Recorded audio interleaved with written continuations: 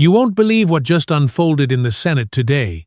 It was supposed to be just another hearing, a routine clash of ideas in a chamber filled with lawmakers, policy wonks, and cameras capturing every word for the world to see. The topic? Public education reform, a subject guaranteed to spark fierce debate. With both sides digging in over how to fix a system that's been failing too many American kids for far too long.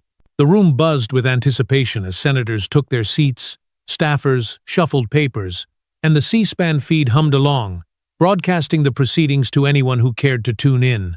Everyone expected tough questions, sharp exchanges, and maybe a few viral soundbites to light up social media. But absolutely no one could have predicted the bombshell that was about to drop. A moment so raw and personal, it would leave the entire chamber stunned and the internet in a frenzy.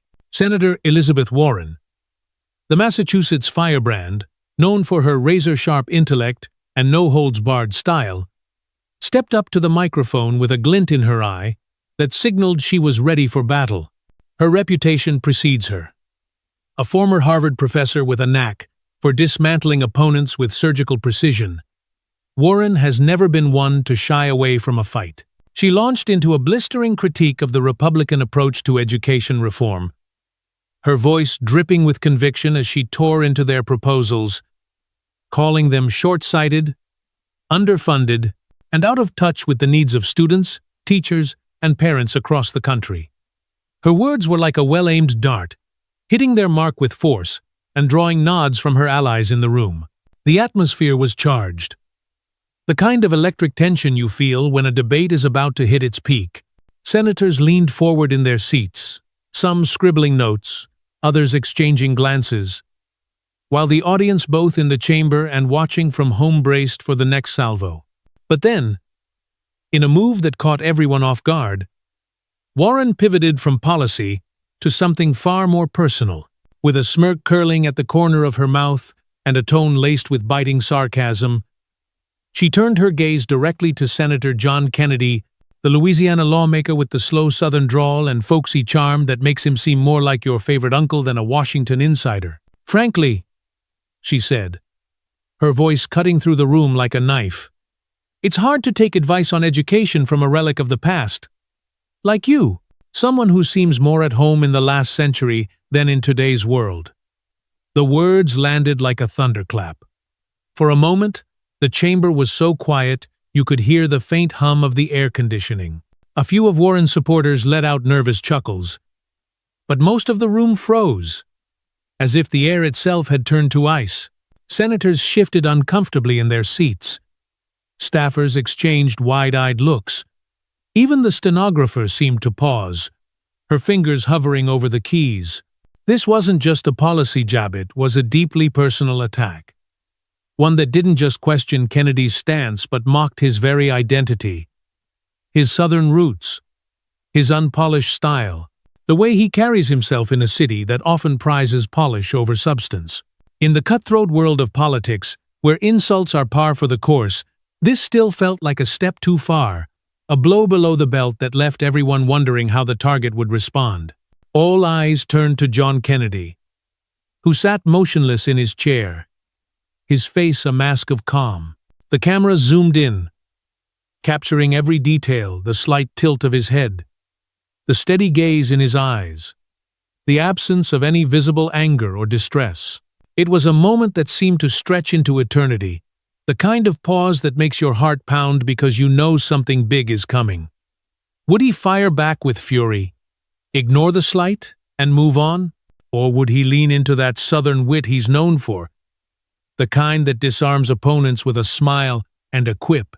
The tension was almost unbearable, a living thing that pulsed through the room, making it feel as though the walls themselves were holding their breath. You could sense the unspoken question on everyone's mind. What's he going to do? Whispers rippled through the gallery, soft murmurs of speculation as senators and aides leaned toward one another, their eyes never leaving Kennedy. The man from Louisiana, often underestimated because of his unhurried speech and down-home metaphors, was now the center of attention, the fulcrum on which this entire moment balanced. He didn't flinch, didn't fidget, didn't give any hint of being rattled. Instead, he reached for his microphone with a deliberate slowness, adjusted it with the care of a man who knows exactly what he's about to do, and took a single, measured breath. The room seemed to lean in closer, every ear straining to catch his first words.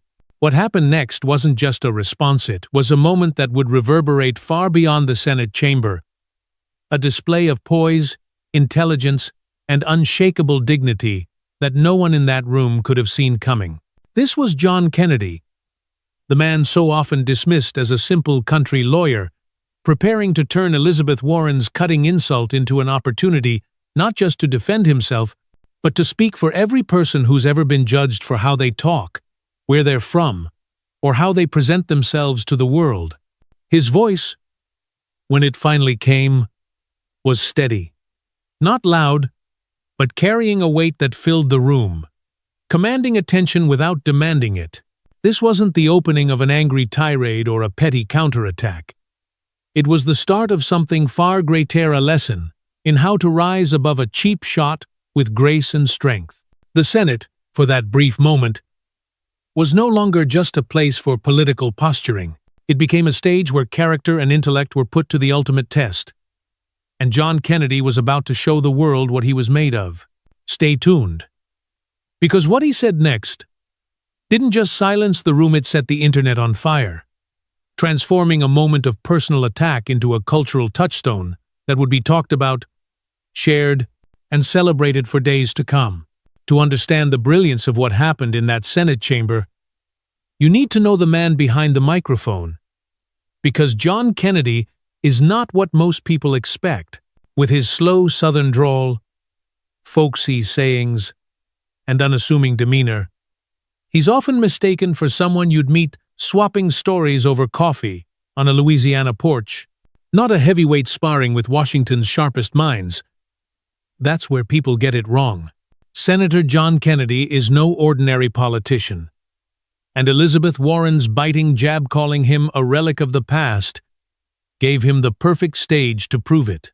Born in Centerville, Mississippi, and raised in Zachary, Louisiana, Kennedy's roots run deep in the South, where small-town values and plain talk shape the way people connect.